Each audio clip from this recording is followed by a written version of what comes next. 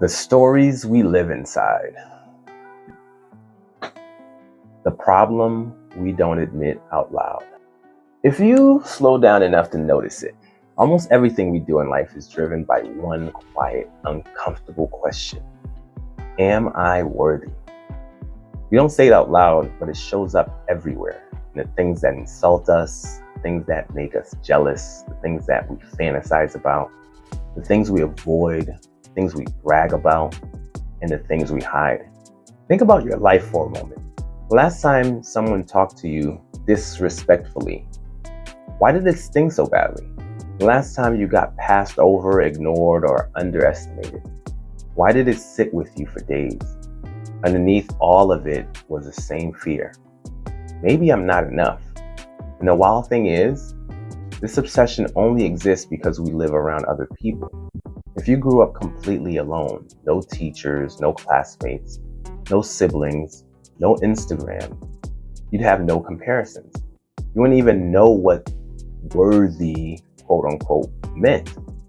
Your parents wouldn't compare you to your neighbor's kids or your siblings. You'd never know or wonder who is prettier, smarter, richer, more successful. There would be nothing to prove, nothing to chase, nothing to defend. You'd simply wake up, live, explore, eat, and experience life. That's it. That's how simple it actually is underneath. Even the Bible's first story of violence is rooted in comparison. Cain measuring himself against Abel. That's how old this problem is. It is ancient, baked into how humans survive socially. And yet, when you zoom all the way out, you realize something obvious. Being alive is the only accomplishment that matters at all. The moment you enter this world, you already won. Everything else, the titles, the status, the luxury, the followers, the money, is something humans made up to quiet the fear of not being enough. At one point, people literally created a financial bubble over tulips. Yes, the flower, tulips. We'll attach value to anything if it gives us a momentary boost in self-worth. Why people put you down and why you believe them. Now that you understand how deeply people need to feel worthy, you can finally see this clearly. When someone puts you down, it almost never has anything to do with you, especially if they don't know you. People do this because they need to feel superior to buttress their own sense of self-worth. Judging someone's job, income, appearance, mistakes, or circumstances becomes a quick way to prop themselves up. It's emotional junk food. But here's where it becomes dangerous. If you're not solid in who you are, you will take their insecurity as your truth. You'll start to believe that your position defines you, that your past defines you, that your struggle defines you, your mistakes define you. And once you accept their projection, you start shrinking yourself to fit inside it. But the moment you see yourself clearly, the moment you stop confusing your self-worth with your circumstances, something powerful happens. People have to adjust how they see you. Humans eventually match the energy of someone who is sure of themselves.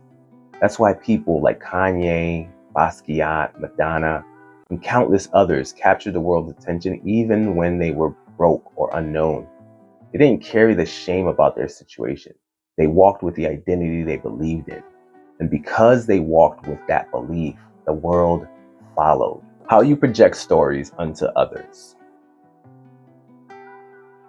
But here's the twist. Just as people project their insecurities onto you, you project stories onto other people too. Try something simple. Next time you're in a public place, pick someone who might intimidate you. A beautiful stranger, someone dressed like money, someone who walks with confidence. Look at them closely. Their eyes, their posture, their clothes, their face, their expression. Then ask yourself, what am I actually reacting to? Most of the time, it's not them. It's a story you've built around them. You think they're out of your league, or smarter, or more successful, or untouchably confident.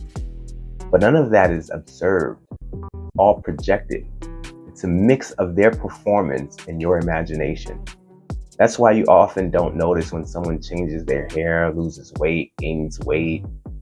dresses differently, or evolves as a person. You're not seeing them, you're seeing the character they play in your mind. And once you realize this, once you really take it in, the world becomes clearer. What happens when you finally see clearly?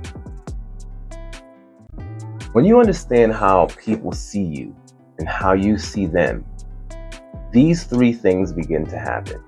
Number one, you stop putting them on a pedestal. You start to realize that most people, even the ones who look confident, polished, or powerful, are terrified. They're all performing. They've built a shell to survive inside their own insecurities. And once you see that clearly, the spell breaks.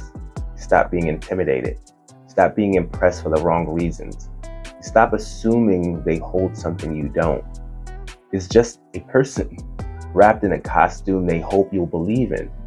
The fear then evaporates. Number two, you learn to use the illusion consciously.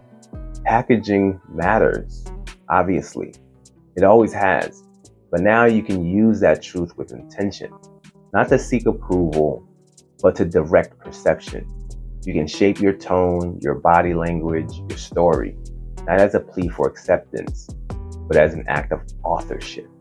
You stop reacting to other people's projections and start designing your own presence. You become the one casting the spell instead of the one being hypnotized by it. Number three, you become more than an image. When you understand how fragile everyone's facade really is, you finally get permission to step out of your own. You don't have to be the cool version of yourself, the tough version, the accomplished version. You can just be you. And paradoxically, that authenticity becomes your power. Because once you realize that everyone else is afraid too, pretending, performing, hiding behind confidence, there's nothing left to fear. The world shifts.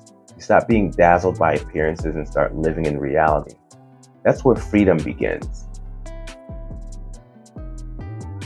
I'm currently offering a limited number of internal stability index assessments for men with live debriefs as part of refining the work on internal stability. If this resonates with you, click on the link in my bio, take the assessment, and I will get back to you soon.